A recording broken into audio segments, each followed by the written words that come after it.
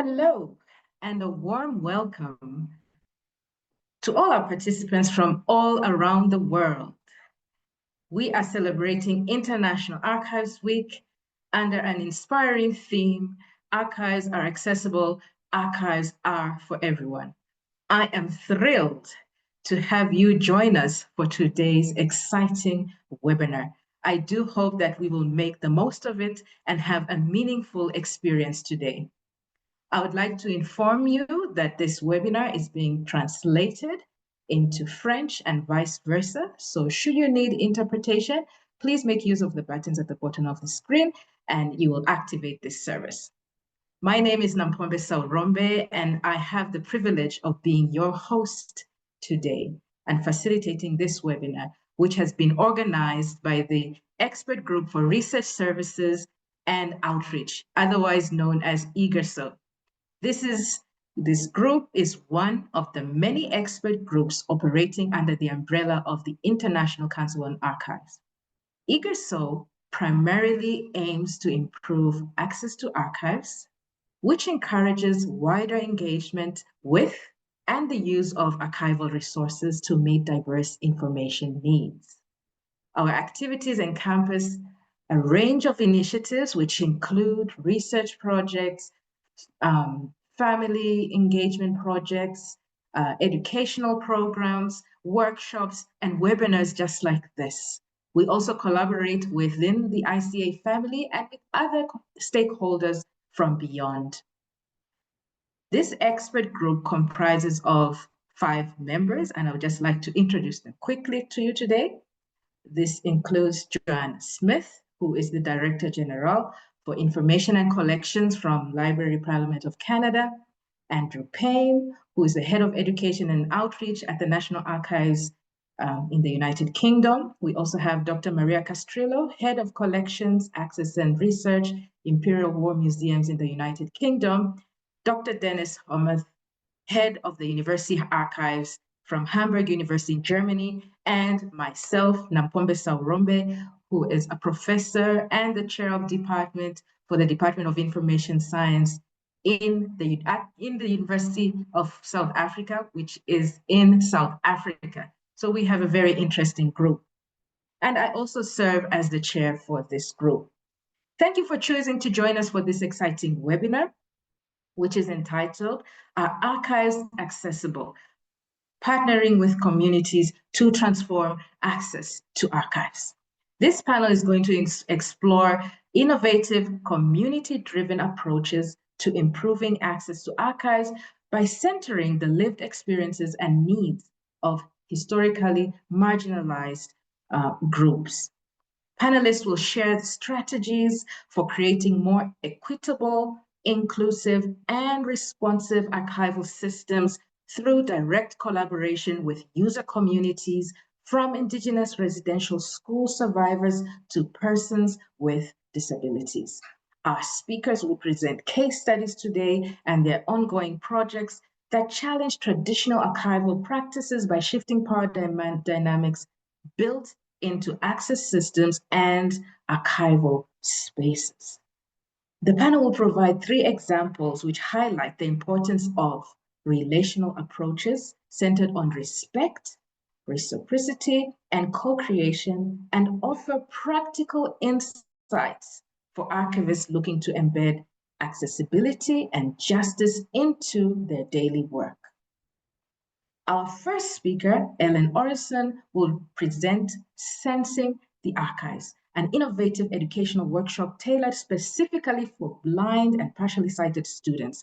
This workshop creatively combines sensory groups, sensory props, original documents, and 3D printed tactile images.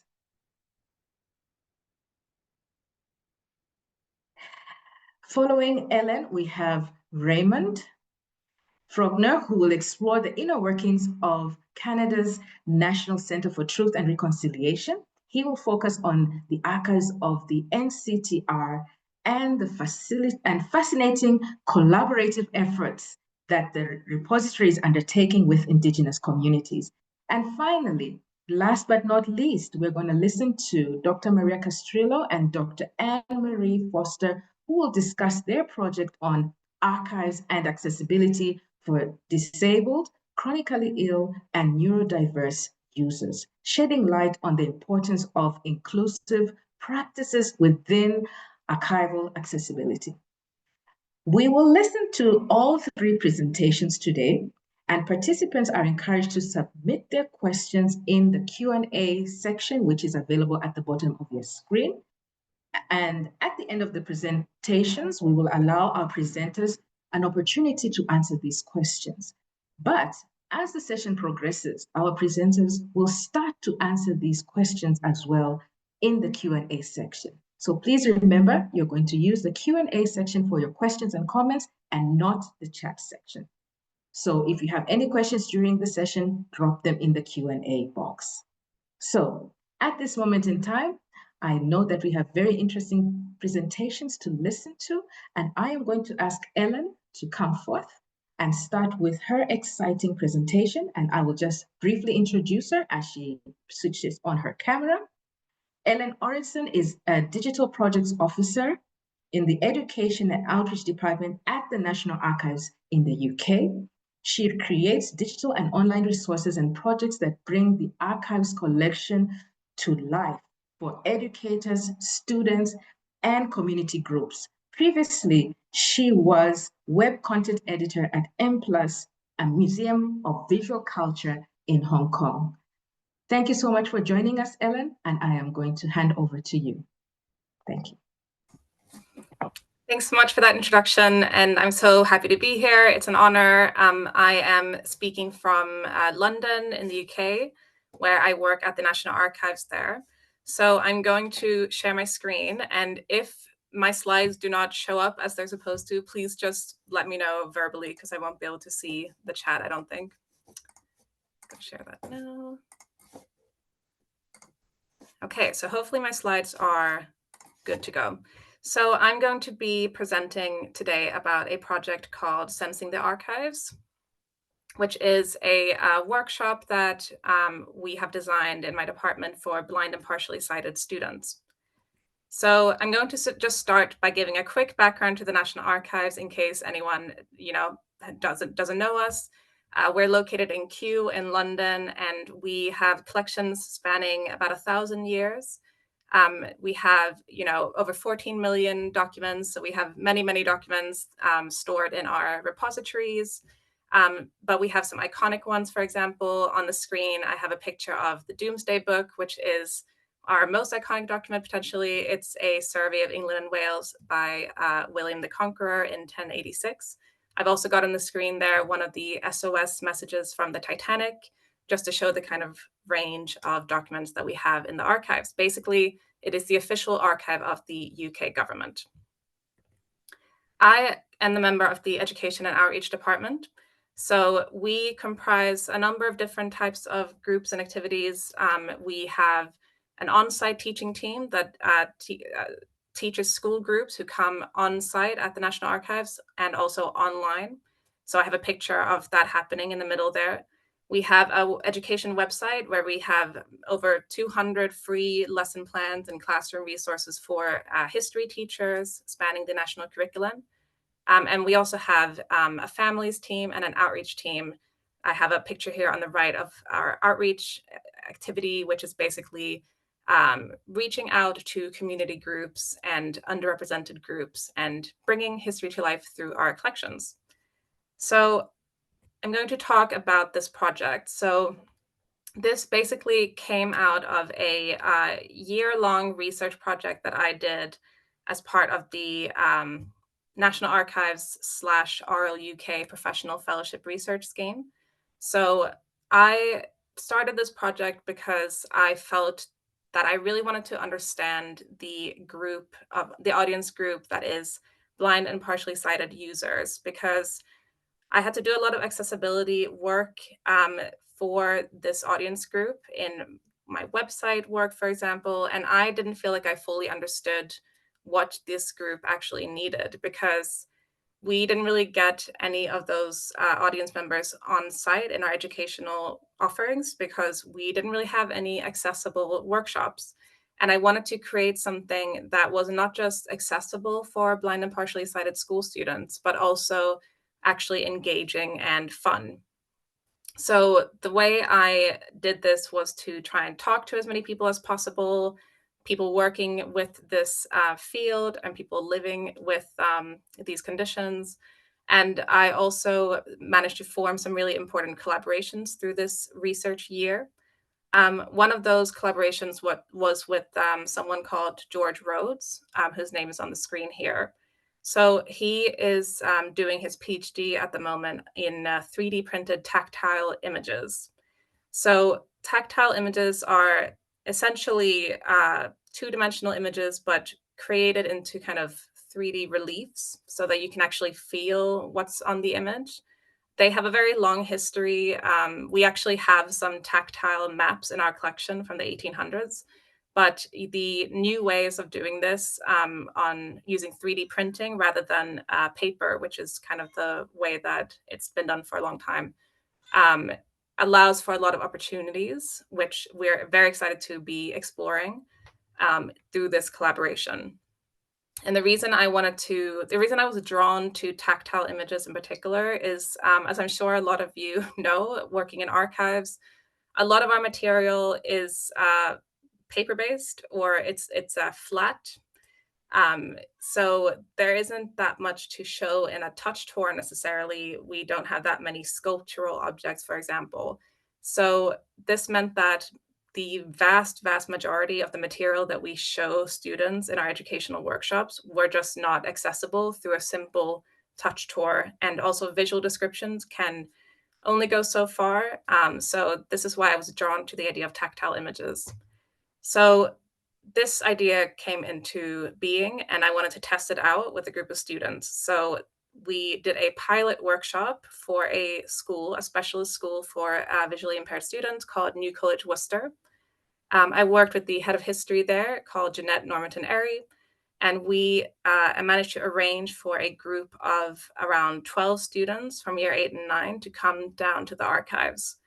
About 70% of the users were Braille users, so we made sure to work with the schools to ensure that all of the students had what they needed in terms of Braille worksheets or large print worksheets to encourage that kind of independent exploration and learning. So what I'm going to do in this presentation, I know I don't have that much time, but I'm going to kind of walk through how this pilot workshop was designed, what actually happened in the workshop, and then how that will kind of inform our work going forward. So the way that the workshop happened on the day was that we designed it as a full day. One of the reasons being that for schools who are coming to the archives, it kind of helps to have a full day because it kind of gives a justification for taking the energy and time to do a trip of this nature. And the other reason why we did a full day was because we added a repository tour to the workshop.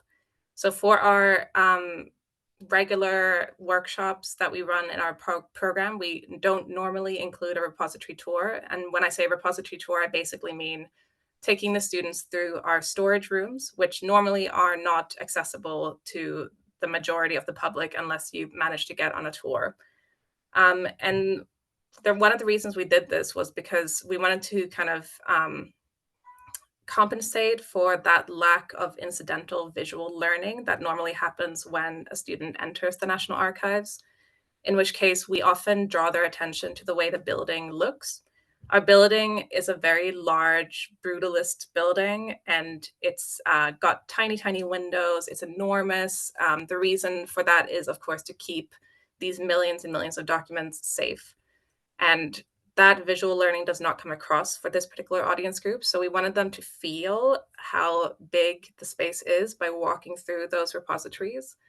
The other thing we wanted to do is we wanted them to get an introduction to what an archive is, how an archive works, by being able to touch the different document handling techniques or items like the snake weights and the foam wedges. And we wanted them to be able to touch the document boxes and the shelving. We had to do a whole risk assessment to do this. And they also got to touch and feel some of our more tactile documents as well that weren't used in the actual educational workshop. And that was really, really fun. The students really enjoyed that. We then took a lunch break, and then we moved into the actual workshop. So the workshop, normally we want to give a bit of an introduction to the archives and get a sense of, what kind of work do we do here? What is this place? So the story of the National Archives, if you don't know, is that there was a rat discovered in the 1800s in the government building that had eaten some important government documents, and it was brought on as evidence for why we need to have a public records office. We still have the rat corpse in our collection. Of course, we don't really show it in person to the students, but to tell this story, we had the students open a toy chest that contained a fluffy rat toy as a kind of surprise, although we do have to, warn them that it's not actually a real rat. Kind of as an icebreaker. And then they got to explore some archival materials. They had worksheets that kind of showed the description of the material, and they had to match up the material with the description. Again, kind of building up those skills of what is an archive, historical investigation, and the kind of sensory learning. Then we brought out the tactile images. So the way this worked is that the students were divided into 4 groups, and each group kind of got a document to work on and to kind of become experts on over the course of the workshop. So the way we normally do our workshops is we have a kind of mystery document approach. We will kind of start with a document and we'll ask students, what do you see? And of course, we can't do that with the students, but we instead had these tactile images with very, very little context, asking the students, what can you feel or what can you explore here? We had some guiding questions for the teacher sitting with the students on the table, but otherwise we tried to give them as little context as possible. This was not only a kind of mystery document approach, it was also an opportunity for us to test out how good these tactile images were. If you've never made tactile images before, it is definitely more of an art than a science. It is not a one-to-one reproduction. It has to be simplified. It has to be adjusted so that what we want to communicate to the students is actually communicated. Then these students got these hint bags. So the hint bags contained different sensory props, so little models or things like that, and also audio buttons so they could press them and listen to some audio. And this was intended to give them some more hints about what the context was for their document. So to give an example, one of the students had a medieval map that illustrated a land-owning dispute. So that group of students, for example, they got some fake grass to feel to give an indication that this was a map depicting fields. They also got, for example, an audio button that had 2 of my colleagues arguing on it saying, that's my land, no, that's my land. Again, to give the context that this is a landholding dispute. And yeah, that kind of gives you an idea of how we try to build up that context for the students. And that was also kind of a fun way for the students to kind of build that. After that, they got their tactile models back, this time with full context, with full kind of context worksheets. They had to do a presentation on their document to the rest of the class as well. And then the finale was touching the original documents. So they not only got to touch their document that they had worked on, but they also got to touch some very special documents from our safe room, Henry VIII's will and the Tide letter written by Elizabeth I. So to do this, we really had to work very closely with our collection care team, so our conservation team, because we had to make sure that the students could safely touch the documents. Although visitors can touch documents when they come to the National Archives, they're generally encouraged to not touch them too much. So kind of only turn the pages, not really put their fingers all over the pages. But of course, these students, that's what they want to do. So it's a matter of outweighing the risk versus benefit, keeping the documents safe, but also keeping the students safe. We have some pigments that the students could not touch because they're a bit toxic. And we had staff members there facilitating that, making sure the students touched them in the way that they were able to from the collection care department. But they were even able to touch the signatures of Henry VIII and Elizabeth I, which was a very special moment for everyone. The focus on original documents came from our consultant, who I think I'm going to talk about a little bit more in the next slide, Kate Antelak. So she is the external consultant teacher who has helped us the whole way through designing the workshop, reviewing it. She's a very key part of the project. And she is a history teacher, but she's also a blind Braille user herself.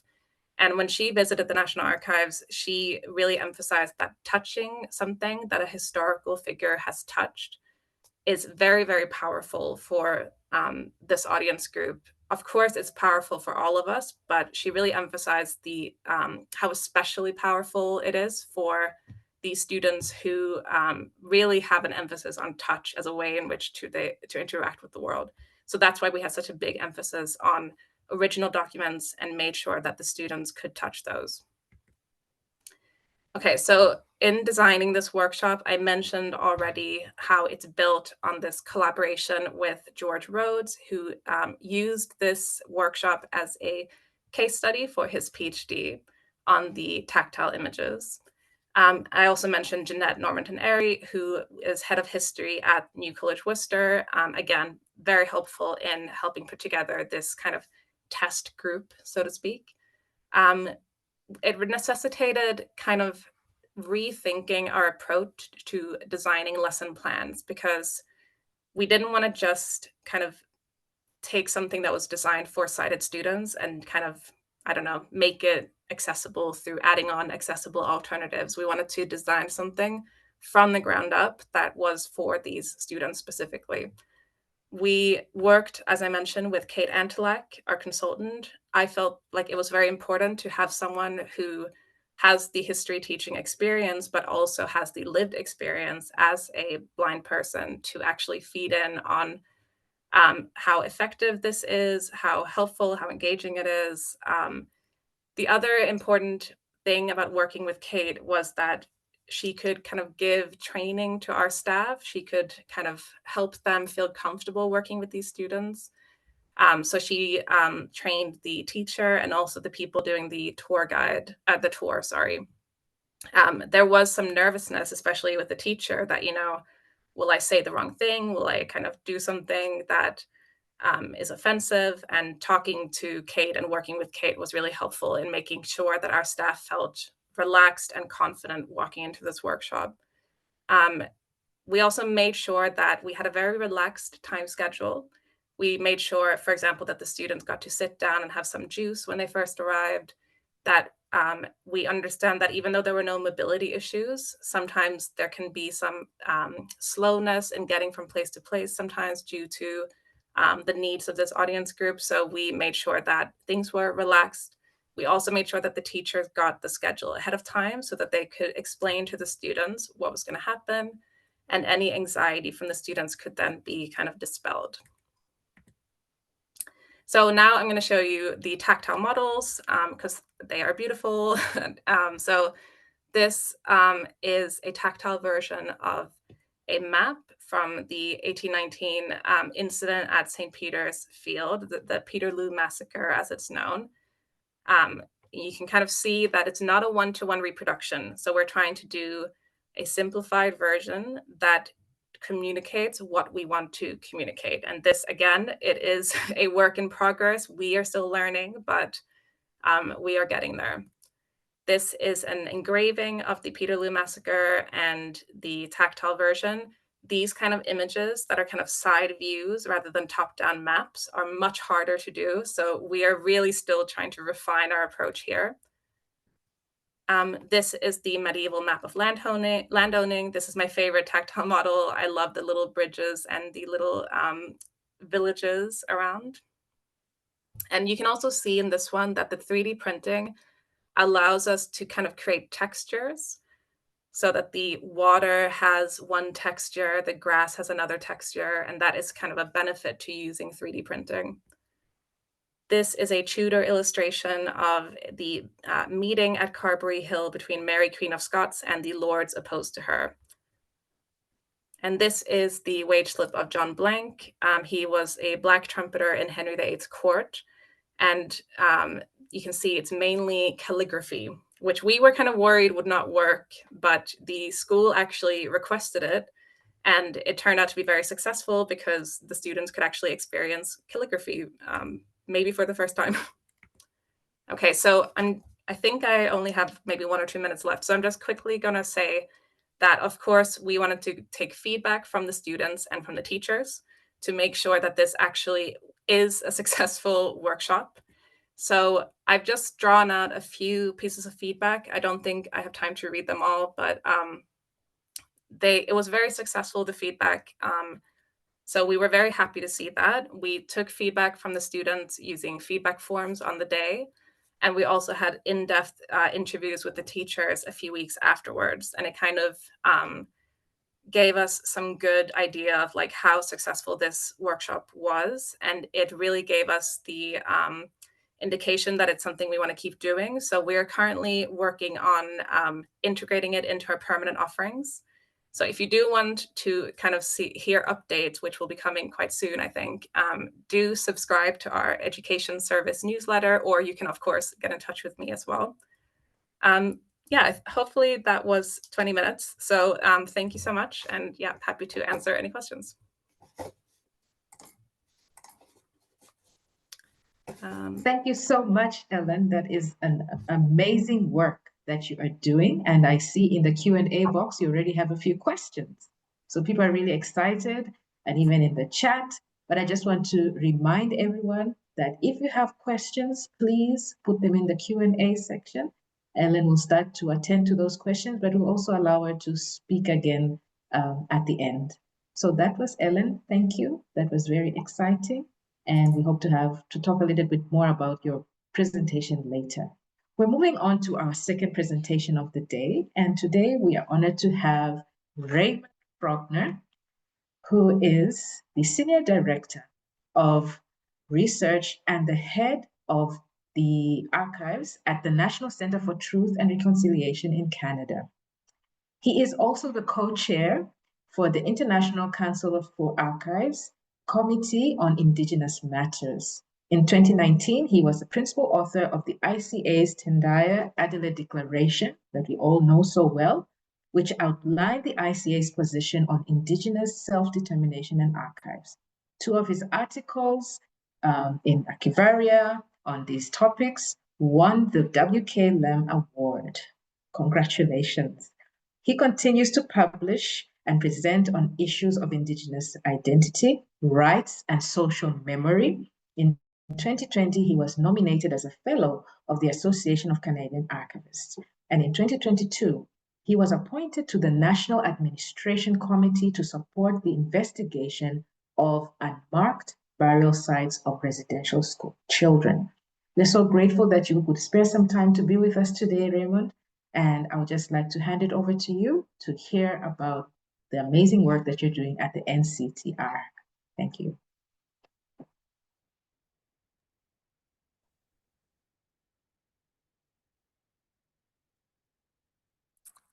I'm just pulling up my slides here. I got it on share. And if someone can give me a thumbs up.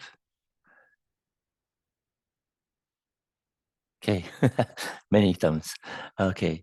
Tansei, Raymond, Netsi Garçon, Notari, Oscar, Egua, Nigari Doris, Netato Scan, National Center for Truth and Reconciliation.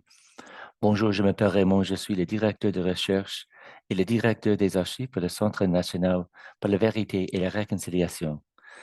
Hello, my name is Raymond. I'm the head of archives and the senior director of research for the National Center for Truth and Reconciliation. In the brief 20-minute period I have, I'd like to just discuss with you how the NCTR has managed providing access to records that truly document the experiences of children at the residential school system that operated in Canada from the 1880s through to the late 1990s. Briefly, what I'll do is supply some context for this unique situation, and then I'll give some examples of how we're providing access to these unique record sets. Before I begin, I'd like to say I pay respect to the Algonquin people, who are the traditional guardians of this land. I'm coming to you from Ottawa, which is the capital of Canada. I acknowledge their long-standing relationship with this territory, which remains unceded. I pay respect to all Indigenous peoples in this region from all nations across Canada who call Ottawa home. I acknowledge the traditional knowledge keepers, both young and old, and I honor their courageous leaders, past and present. Now, if I could just, there we go. So to begin to understand the challenge of providing access to the records, maybe just a couple of details just to situate the NCTR.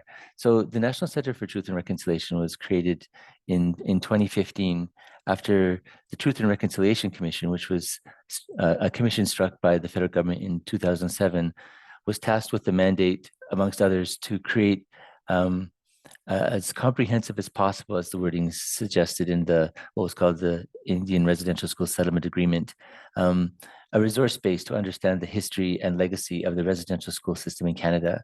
So the residential school system in Canada operated for approximately 150 years, and it forcefully brought into its teaching system over 150,000 Indigenous children who experienced a variety of human rights issues, including physical and sexual abuse, loss of language, loss of spiritual beliefs, and loss of connection to homeland and family.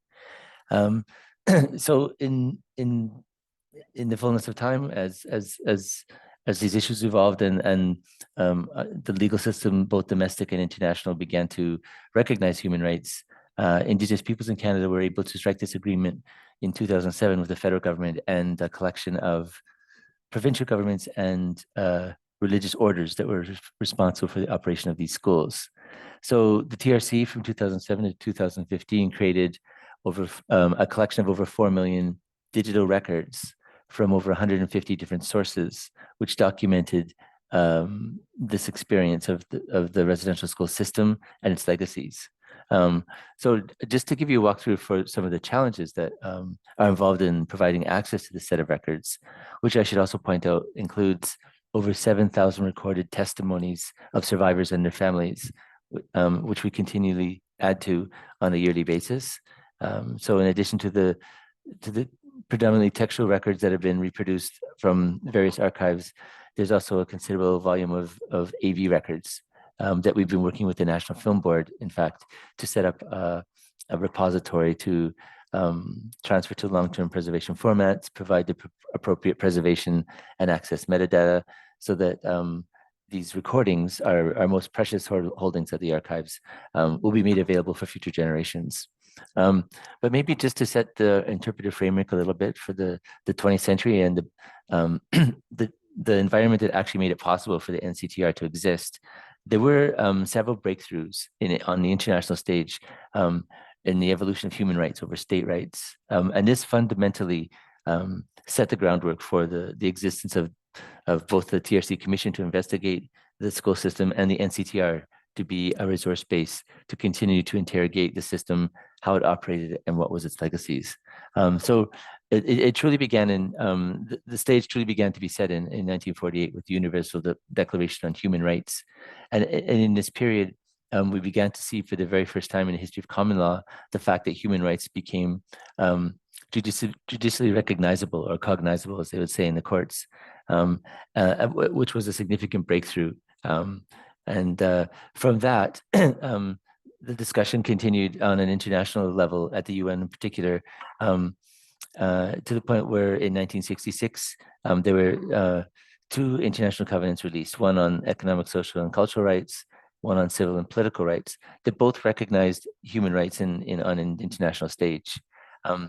At the same time that this was happening, in Canada, there was already a struggle amongst Indigenous communities to gain rights, both political, social, and cultural, within the court system and in the political system in Canada. And just to give one example of this, that these ideas were already bubbling through the leadership and the authorities of Indigenous peoples across the country. In 1964, a very early decision called RV White and Bob, which was actually quite a harmless investigation into a case of hunting out of season that some Indigenous peoples were arrested for. They were able to argue in their defense that they had signed a treaty with a Governor, James Douglas, on the west coast of Canada to allow for the fact that they were able to hold the cultural right to do this kind of hunting. And in his closing remarks, Thomas Burgess, the lawyer for White and Bob, pointed out that it was only 15 years ago that the UN Declaration recognized human rights and, as he made his case, they surely must that surely must include Indigenous rights. And I would say that this decision is a very significantly undervalued international decision that speaks to both Indigenous rights and the values of treaties in colonial context across the globe. So building on that, the Canadian Indigenous authorities continue to manifest for their particular rights on a domestic scale, but still it seemed that it was on the international stage that the most significant advancements were being made for Indigenous rights. And in fact, it was in 1977 that the first direct voice for Indigenous delegates was formed at the United Nations. And as you'll see, that was a very significant development. But domestically, there was also a set of developments that occurred in Canada that made the NCTR and the TRC possible. That is the Truth and Reconciliation Commission. First of all, in administrative law, there was the judicialization of the Constitution and a public interest into court intervention in relations between individuals and the executive, which opened a pathway for Indigenous peoples to begin to take the crown to court over issues of human rights violations. And that takes me to the second point. These human rights became judicially cognizable, and in Section 35 of the Canadian Constitution in 1982, they were formally recognized, which was a very significant milestone in the evolution of Indigenous rights within the context of the Canadian Constitution. So in 1982, Indigenous groups became rights-bearing members of the national legal system in the Constitution, embedded in the Constitution. And then in the 1980s, there was a series of decisions that allowed for class actions against the federal government and also against church groups. And one of the results of that was the largest class action suit in the history of Canada, which numbered over 50,000 Indigenous peoples who charged the federal government with human rights violations in residential schools. And then two more events that occurred that greatly impact the records and their access and use at the NCTR. One was in 1982 when the criminal code was amended to state that no consent is obtained where the complainant submits or does not resist by the exercise of authority. There was a considerable amount of sexual abuse in these residential schools, and this legal development permitted direct challenges in court to the experiences these children had in residential schools. And then finally, again, a highly significant decision in 2005, Blackwater v. Plint, which occurred over the human rights violations at the residential school in Port Alberni on the west coast of Vancouver Island in British Columbia. It recognized the vicarious liability of affiliated churches that operated the schools. So a significant amount of Catholic and Anglican church groups operated the 141 schools that took place across the country. And by this decision in 2005, it was decided it was not just the responsibility of the federal government, but also there was a legal responsibility for the church groups that were operating these schools. So with all of these legal developments that occurred, the Assembly of First Nations had a meeting in 2004 at the University of Calgary. It was a conference on it's called the National Residential Schools Legacy Conference. The goal of the conference was to objectively and thoroughly examine Canada's dispute resolution model to determine whether it was fair, just, and acceptable to survivors, such that it would ultimately lead to reconciliation and resolution. So it was often referred to as an alternative dispute resolution system. And what it meant, all that to say that the AFN and other representatives of Indigenous peoples at the time were beginning to look to non-judicial resolutions to their human rights struggles to try and take the juridical component out of this equation and try to bring in a human element. And from that 2004 conference was released one of the more impactful reports on this idea of an alternative dispute resolution. And it really got the momentum going for the 2007 decision for the URSA, or the Residential School Settlement Agreement. Now, coincidentally, also in 2007 was the UN Declaration on the Rights of Indigenous Peoples, which fundamentally impacted the ability of Indigenous peoples within Canada and globally, I would say, in colonial jurisdictions around the world, to start to to campaign and manifest for their rights within their own domestic constitutions or on their own domestic lands. And it is actually a revolution in common law. The UNDRIP is a result of 25 years of Indigenous diplomacy in international forums to have the inherent right of Indigenous peoples recognized in international law. It recognizes Indigenous right to self-determination as interpreted through the lens of those human rights. And as it says in Article 43 of the 46 articles of the UNDRIP, it provides a minimum standard for the survival, dignity, and well-being of Indigenous peoples around the world. Now, for the purpose of the work that we're doing at the NCTR, another important detail of the UNDRIP is that it was making a case for collective rights, for the rights of community over the rights of the sovereign or the right of the state. And it's curious, it's always curious to me to note that Article 46 of the UNDRIP makes it clear that they're not going to, through the UNDRIP, make any kind of alterations to state relationships with these domestic Indigenous peoples, which is kind of putting a cap on the potential revolutionary evolution of rights of Indigenous peoples that this document is arguing for. So what that meant for us at the NCTR was that the TRC went forth and acquired from over 150 different archival sources, private and public, ecclesiastical, and laymen's, to try to document as comprehensively as possible the experience of residential schools and its legacy. So federally, just a couple examples: Crown Indigenous Relations, which was the ministry primarily responsible for the operation of schools. Many of their records came to the NCTR, as well as Library and Archives Canada. And we are currently in discussions with the federal government to acquire another 20 million records. And for the search to scope out the location of these records across the 15 different federal government ministries, we had an Indigenous subject committee that put together a kind of thesaurus that would identify the themes of the records that they were looking for concerning residential schools. But provincially as well, another source of records that we're still struggling to acquire actually are coroner's reports, because many of the deaths of students at these schools were documented in coroner's reports, and we still have not received a full collection of coroner's reports from each province in the country. And similarly, vital statistics. Every province is responsible to record the death of a child. And we're still negotiating with several provinces in Canada to get a full collection of the records from various provinces. I'm just going to check for my time here. So one of the most particularly difficult record sets that we've struggled to acquire and make accessible are records of church orders. And in particular, I'll just speak briefly about the Oblate Order. The Oblates run 48 schools in the North and the West in Canada.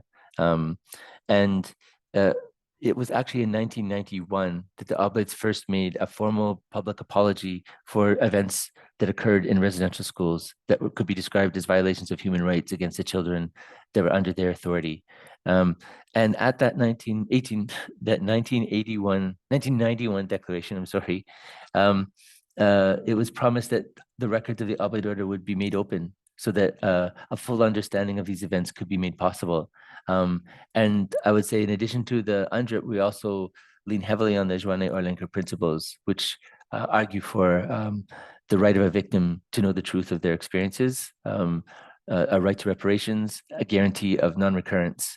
So all of these are captured in the access and use of these records. But the TRC made no progress whatsoever in getting them. Well, very little. And the NCTR similarly after 2015 struggled to get the records from the Oblate Order. And it truly wasn't until 2021 when there was a series of discoveries made at residential schools across the country of unmarked burial sites, and an international spotlight was truly cast on the Oblate Order, that they began to open their records. I was invited to Rome to go through their administrative records, albeit for only 5 days, but it was a formal invitation to a private archive. And additionally, they signed a memorandum of agreement with the NCTR to allow the NCTR to become the principal resource repository for the records of the oblates in regard to the residential schools. And from that period into 2021, we began to acquire from four different repositories from across the country, thousands of records that we'd never acquired before that documented the history and the legacy of the oblate order as they ran these schools. Now, to make it even more detailed, we struck a separate agreement in 2022 that allowed us to pursue the personnel files of each priest, knowing that it was the priests were the perpetrators of many of the crimes that occurred in these schools. We felt it necessary to create this a personnel file, which we knew existed, that summarized the activities of each individual priest. So just about a week and a half ago now, after over 2 years of research and negotiation, after we've signed the memorandum of agreement with the oblates, we've released the list online at our website, which includes, for now, the names of 140 priests and the schools where they served, which is often referred to as their obligation. So the files themselves include what's called the formation, which was the training of the priests, the obligation, where they were sent, what schools they served in. And in this detailed profile of the priest, we also have links to the records of the schools. So we see this as a great milestone in providing access to these records. And one of the most significant details of our agreement is that the records will be open 2 years after the death of a priest. In most public archives in the various provincial archives in Canada, such records would only be open 50 years after the death of a subject. So we think we made great strides, and we continue to go forward with this.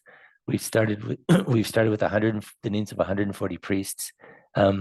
We know that there's many hundreds more that we will add, and we're in continual negotiations with the oblate order to prove that there are documentary linkages for these different profiles of priests that we're creating and making available online.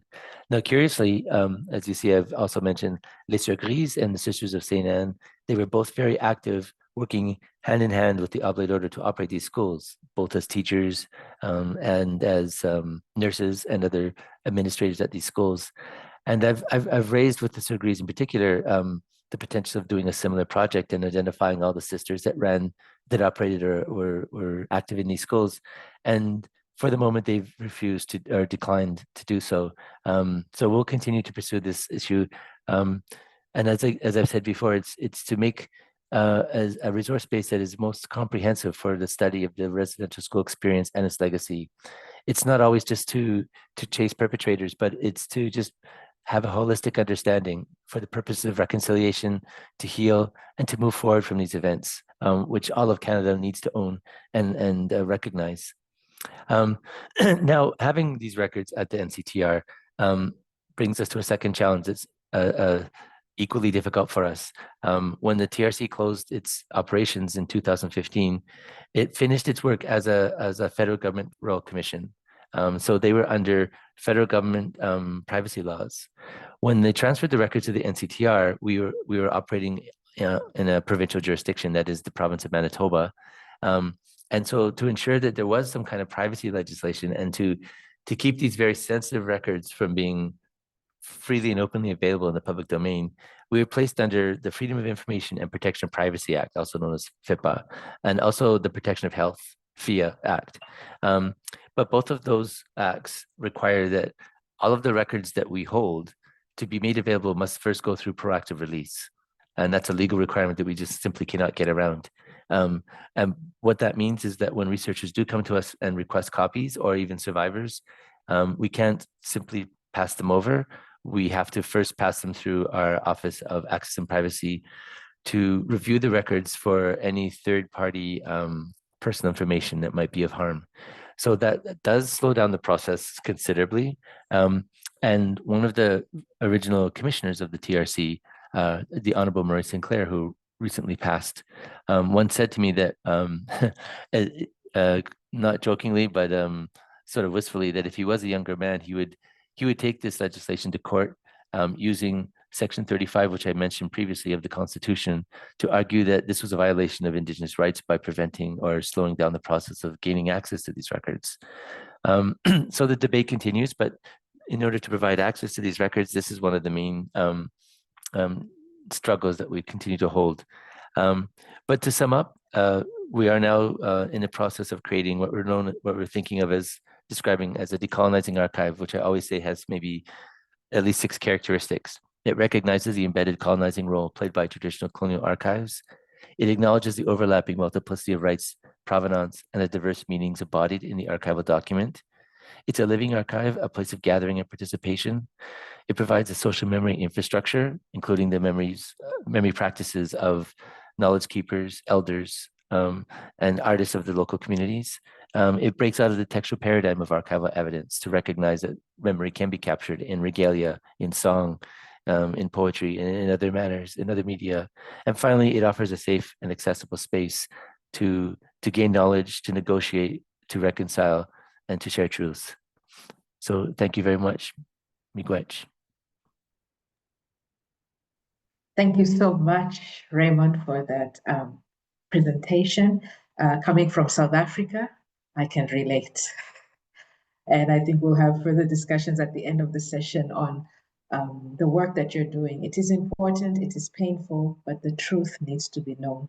And I liked that quote on top of your slide there, that truth informs the future. So please, if you have any questions, please go to the Q&A section, drop your comments, drop your questions so that we can start addressing them as the session continues. And as I said, our presenters will talk a little bit more about what they have presented. Now we're going to move on to our final session of the day. And this is going to be a presentation by 2 individuals. One of them is our own member, Dr. Maria Castrillo. Thank you so much. She is coming from the UK, where she is the head of collections, access and research at the Imperial War Museums. And she is responsible for leading on the museum's research program and research support services. And this is where Dr. Anne-Marie Foster comes in, because she is mentored by Dr. Maria Castrillo, and she is here. She is working with her at the museum as an AHRC research fellow, and also she is also the Chancellor's Fellow at Robert Gordon University. And they are working on a fascinating project which is called Accessible Past, Equitable Futures. And I believe that Dr. Anne-Marie Foster is actually developing this project, and it is ongoing. And we are so grateful that you have taken the time to share with us your insights about this project. And I do hope that those who are listening will listen carefully. You might want to add on, you might want to ask. We are learning a lot of things today. So I'm not going to take up any more of your time. I'm going to hand over to Anne-Marie and Maria to do their presentation. Welcome. Thank you, Namps. Thank you, everybody, for joining us today, and a very warm welcome and good afternoon. We're here to talk today to you about work being done to make in-person and digital collections at Imperial War Museums more accessible to disabled, chronically ill, and neurodivergent users, and offer a chance for knowledge exchange to colleagues working on access to collections elsewhere. We are delighted to be talking about what is such a vibrant and active field. We are first going to discuss what access to collections looks like at IWM, discuss what we have found so far, link it to best practice elsewhere, and then finish with a call to arms. IWM was founded in 1917 to collect the documentary heritage of the First World War, with a particular focus on the personal and collective stories of those who had been impacted by the war, be it civilian or military, and to include not only Britain, but also the countries that were part of the then British Empire.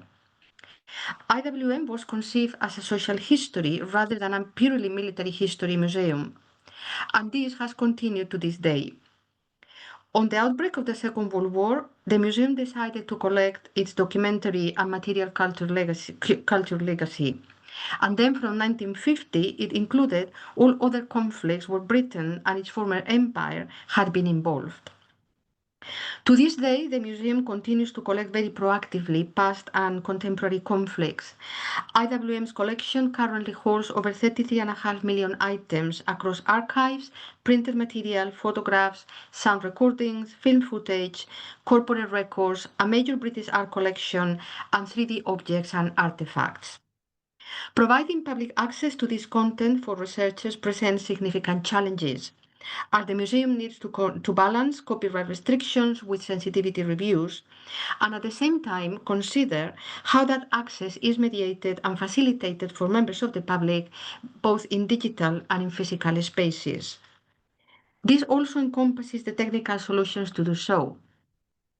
Another significant consideration or challenge is ensuring that the staff managing public access to digitized content develop the necessary skills to perform their work confidently. Central to how access is facilitated is the audience that IWM serves. As a national museum that holds a collection with global connections, we welcome a very broad range of users with different needs and expectations. This is where the accessibility work that we've been doing comes in.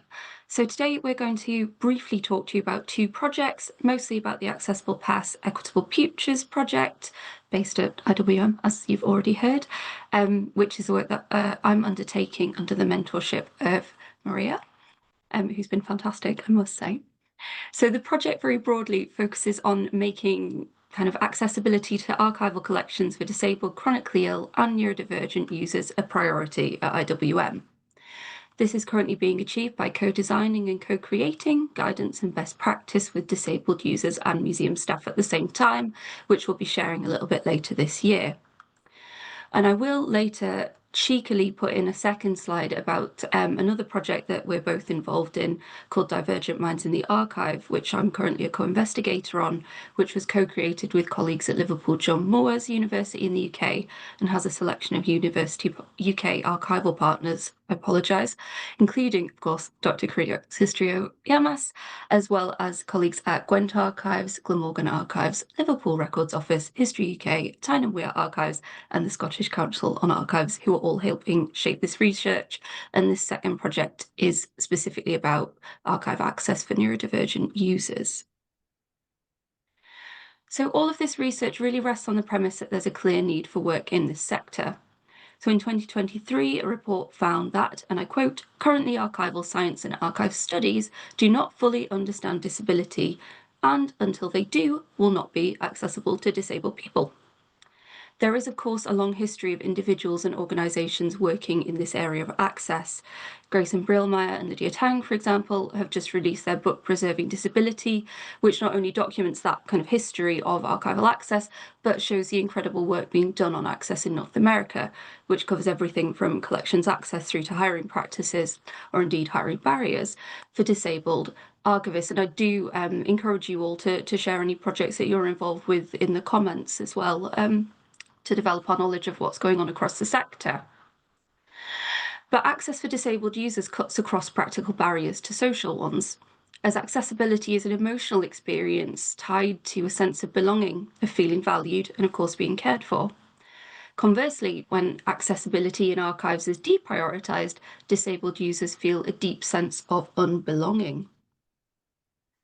And this applies, of course, to digital collections as well.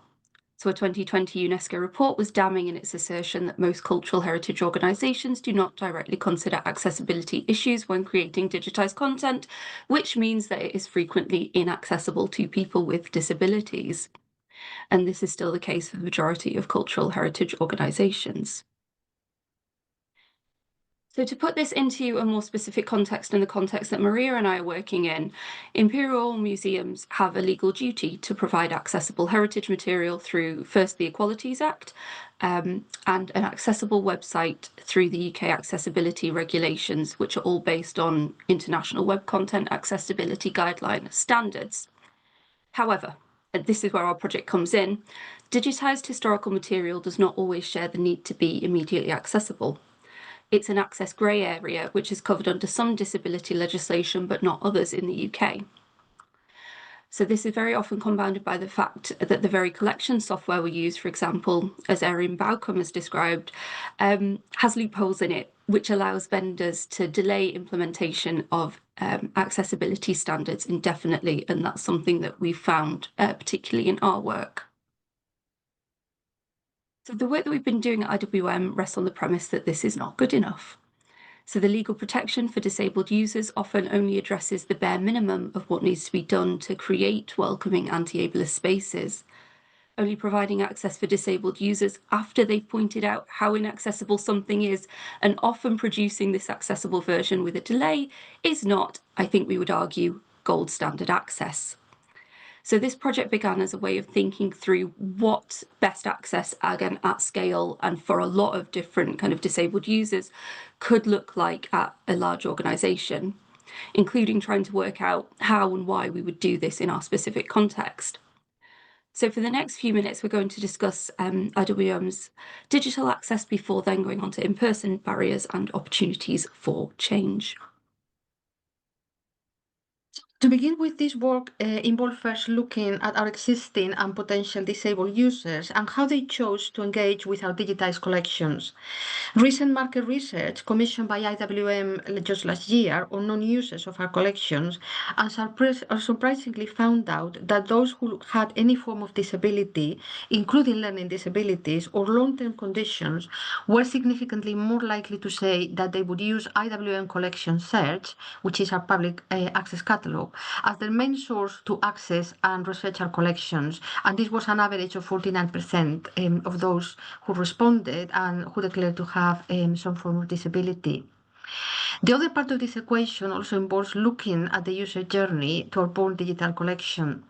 Collection Search, IWM's public access catalogue, functions as a discovery tool for people to find out what is in the museum collection. Currently, there are about 1.8 million records published online, and it also functions as a pipeline to provide access to digitized content. Collection Search presents some challenges for our users. A survey of our research room services conducted 2 years ago revealed that the public access catalogue presented many barriers, from poor search functionality to users complaining that they were unable to see archival hierarchies, harvesting a great deal of irrelevant results, or simply being too complicated to navigate.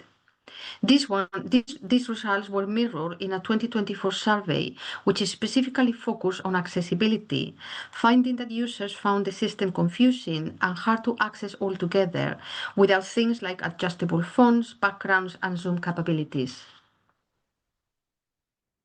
One of the largest takeaways really from the 2024 accessibility survey, which had about 655 people fill it out, so it was quite a decent chunk of our users, was that at present our users wanted basic access done well, and for them to tell us what is accessible and what is not, so our users can, quite understandably, best choose how to approach us themselves. So basic access done well is the principle that we're developing our work around. Now, what this actually means in practice can be slightly fuzzy. So we're starting with what our audience is asked for and are currently working out what our collections will look like when we create things like alt text, long descriptions, interpretive audio of objects and other static items, all in a package easily navigable with a screen reader and with customizable interfaces. So I'm currently working with digital volunteers who are creating this data while learning how to create more accessible sources, while we also learn from them. And I think that some of them are in the audience today. So once again, thank you for being involved in the project. So we have some access specialists volunteering on the project and are trying to work towards, again, sharing best practice in this area rather than taking a wholly top-down approach. So in the autumn, we're going to do some back-end prototyping and testing to see what a version of an accessible digital archive for IWM might look like. However, we, like many collections, have items that cannot be accessed digitally, and so we are also having to think through how we provide better access for this in an old building. For example, our digitized sound archive that cannot be accessed remotely by a collection search because of copyright restrictions or sensitivity issues is made available in the research room via dedicated sound kiosk facilities. Once in the research room, the user has to navigate other barriers, the main ones being technological. It is not possible to control the sound recording to listen to specific parts of it. And if a digitized sound recording, for example, consists of more than 6 files, the user has to be moved to a dedicated laptop where they can access the full recording. But also spatial barriers. The area where the kiosk are placed is fairly constrained and not very flexible in terms of setup. We're only at the beginning of our journey to improve this access for our users. The first step we see as a priority is to identify the challenges and the barriers so we can consider what measures we can implement in the short, medium, and long term to make this access much more equitable and sustainable over time. As part of this process, Dr. Anne-Marie Foster has held a series of focus groups for disabled users of the space, as well as a series of workshops for my team, managing access to ascertain how accessibility requirements are managed at present, and the skills and training needs of our staff. More recently, we have started to map and explore measures to improve accessibility in this area.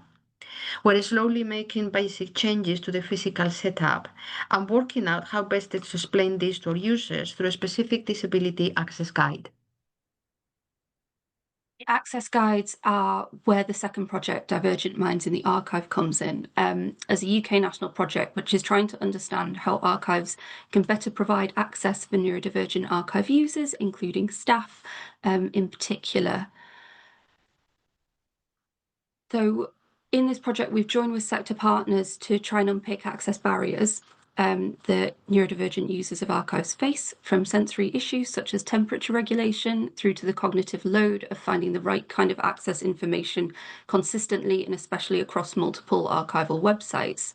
And some of this work complements other projects such as Tom Radley's work at the National Archives about access concerns for neurodivergent access staff.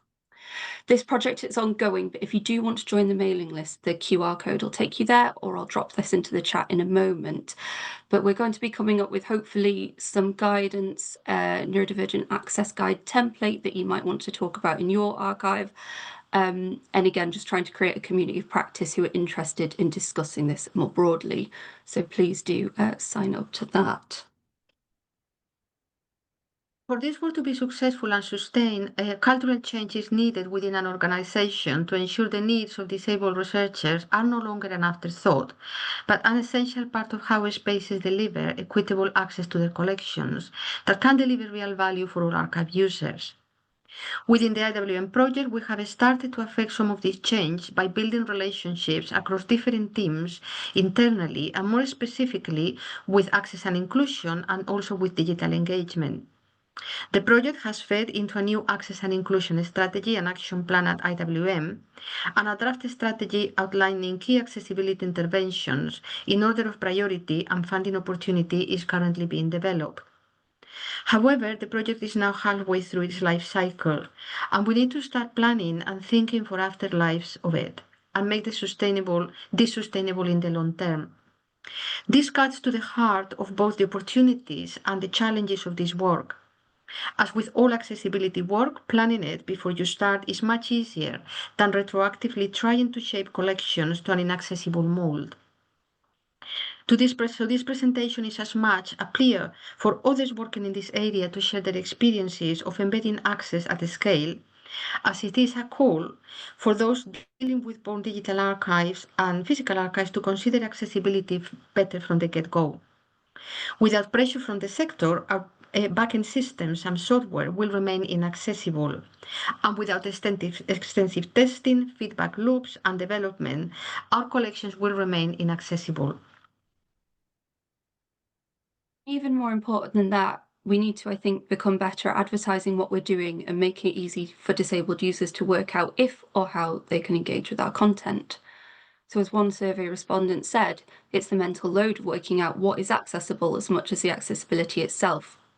We have to implement feedback loops, taking best practice from where we can, but allowing our users to tell us if there's an access friction or tell us where our services are still not up to standard.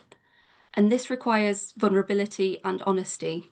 It also requires a relationship based on trust with our users and staff, a promise that we will try and be proactive and listen and adapt to feedback. But as a sector, we also need to address the core question of what training and pressure do we need, and who do we need to apply this to try and address some of these systemic issues of access. We're not alone in this work at IWM. Across the sector, there are various projects trying to make change. Internationally, we look to the Helen Keller Archive for outstanding access to the digital collections.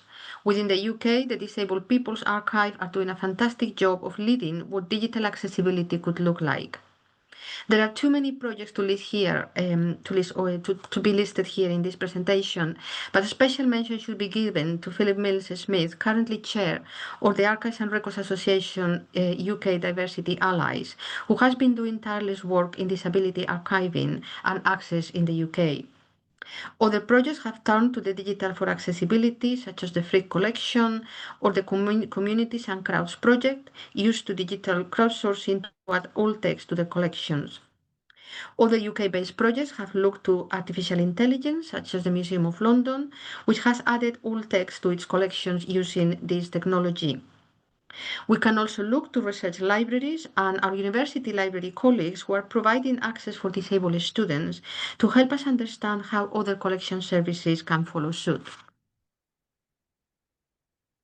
I think that the key point that we were hoping to make in this talk is that brilliant work is being done across the sector and in many, many places, but that there's also still quite a way to go in terms of basic accessibility for archives at the same thing. The two kind of stand together.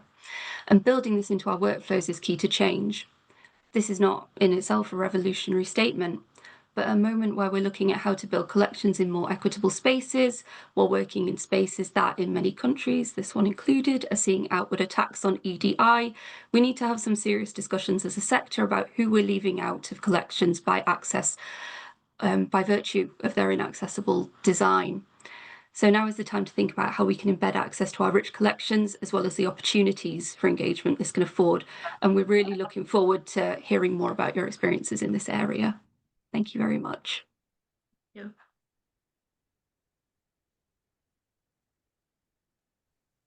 Thank you very much, Dr. Anne-Marie Foster and Dr. Maria Castrillo Lamas for that eye-opening presentation.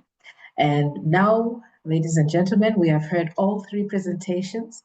I think we're just going to take a few minutes just to engage with our presenters. I know we have a few questions in the chat box, in the Q&A box, not the chat section, the Q&A box. And I'm just going to ask my presenters if you could go to the Q&A section, because that is where we're going to pick a few of those questions and ask you to answer. So I'm going to start with Ellen.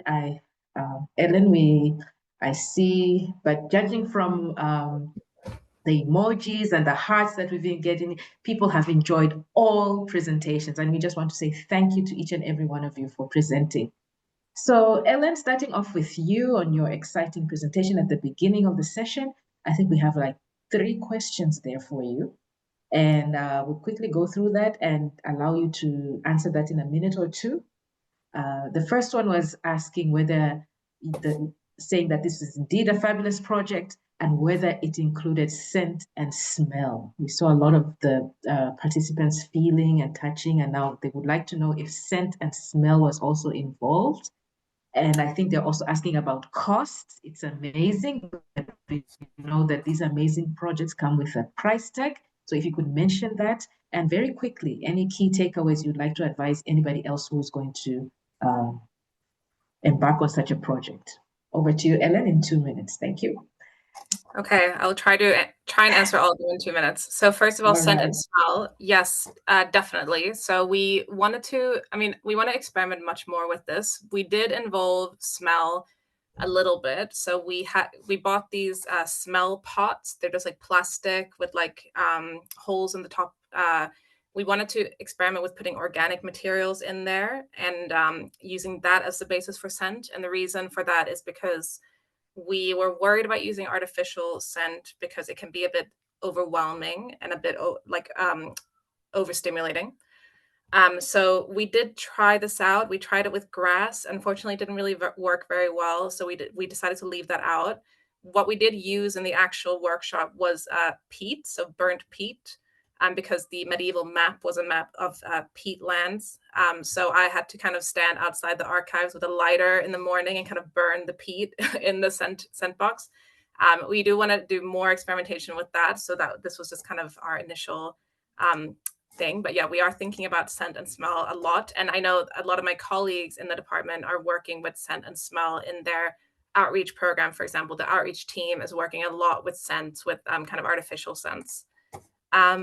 Okay, other questions. So the 3D models were not created in-house. They were created by George Rhodes, who I mentioned. We formed a collaboration with, and the project was one of his PhD case studies. He's completing a PhD in tactile images.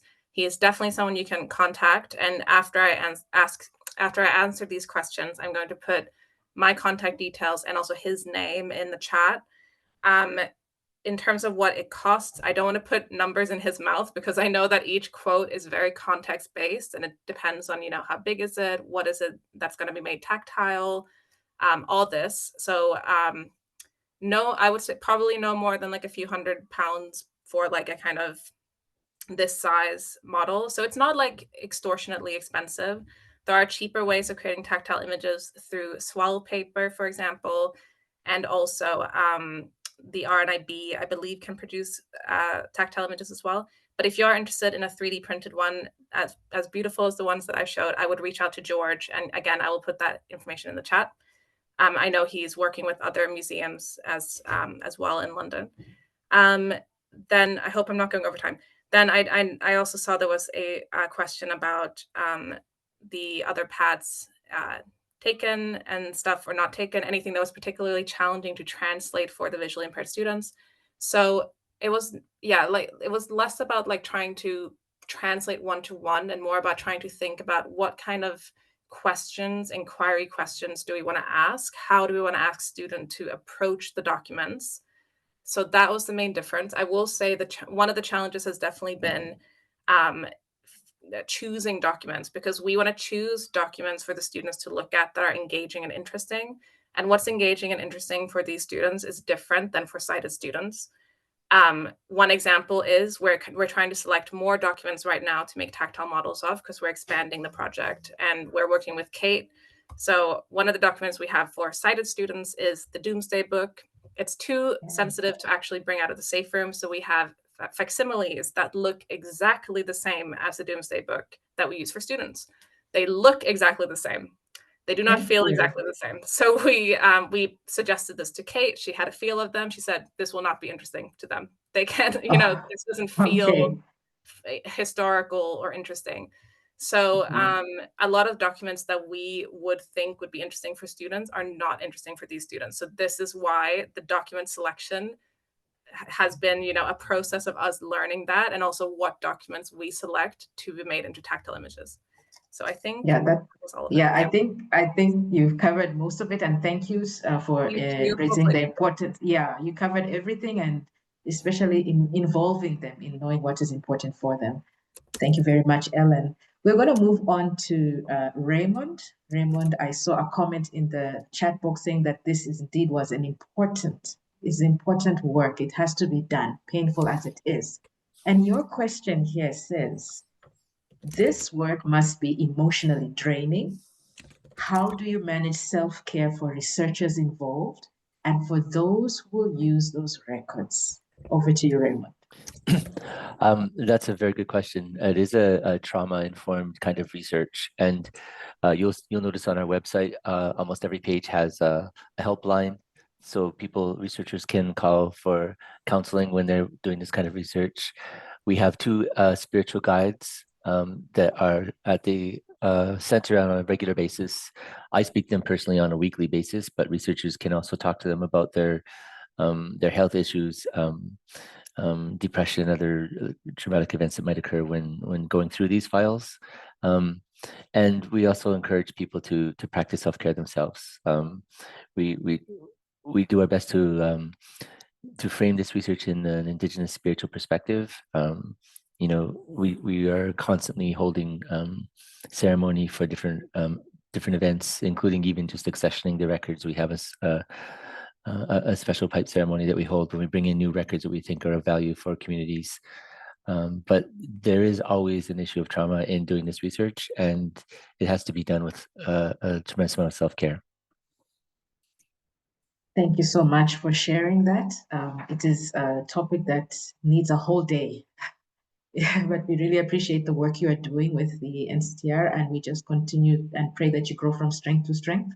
And we hope to have further discussions around this, because countries such as ours in South Africa have a lot to learn from you. I think we are really busy with the collection phase, but sharing and access is critical. Thank you very much.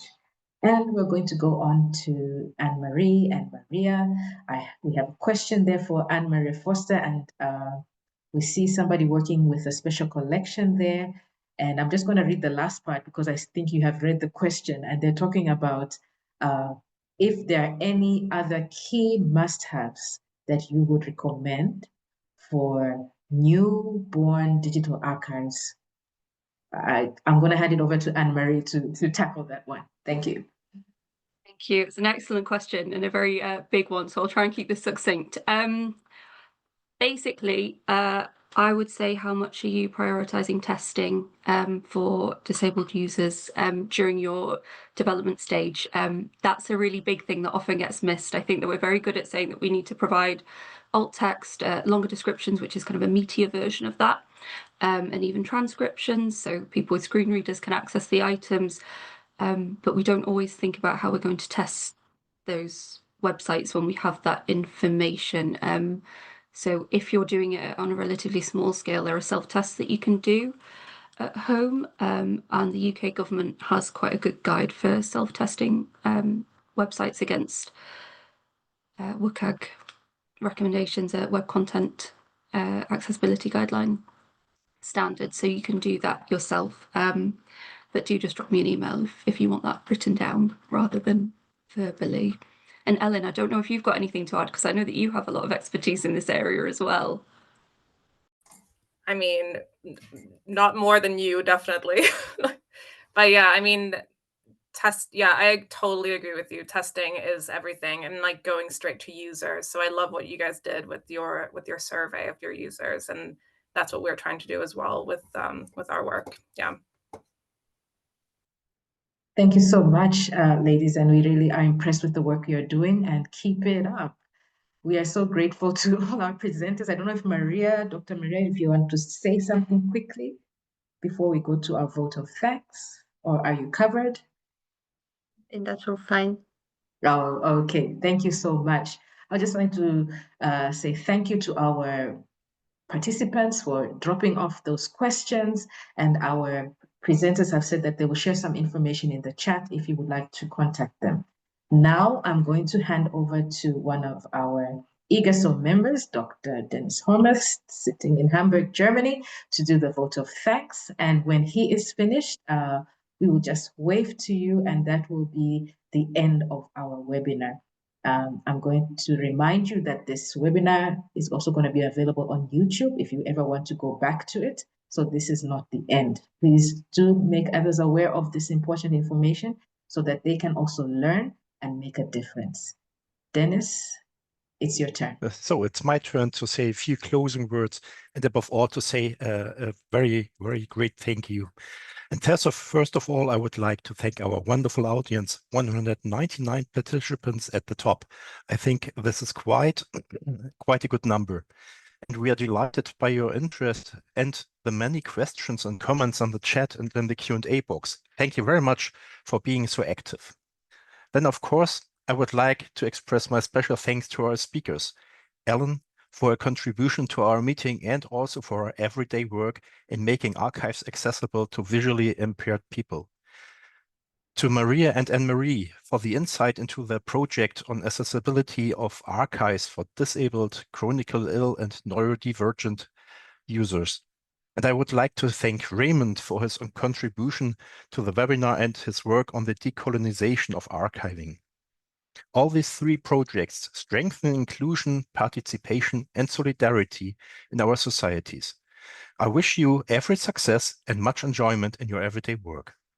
I would like to thank Maria, Sophia, and the whole team of the ICA office for the technical and organizational support. Without you, we would not have been able to come together today, so thank you very much.